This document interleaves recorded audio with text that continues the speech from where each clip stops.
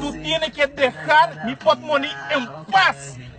Yo buscarte para yo ganar contigo, bromar contigo, con tu cabello fino, con tu buen brown nechi, con tu cuerpo nechi, mami. Pero esta cosa está saliendo muy caro, mami. Serio, mami, está saliendo muy caro. Tú tienes que dejar mi portmoney en paz ahora sí. Y por eso, yo tengo una idea para ti, mami. Yo tengo una buquete de flor de wabi para ti, mami. Especialmente de mi fondo de mi corazón. De San Valentino, mami. Buquete de flor de wabi. Cuando tú pones tu mano aquí, tú vas a hincar tu mano. Y tu mano no tiene el fuerza para hincar tu dedo en mi portmoney.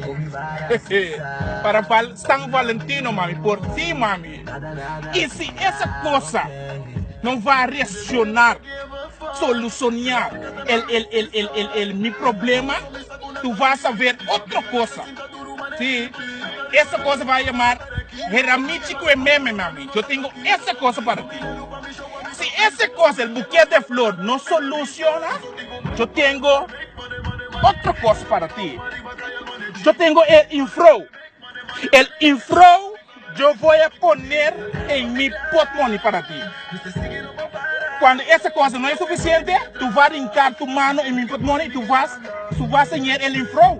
Tú vas a saber, pues, coño, mami.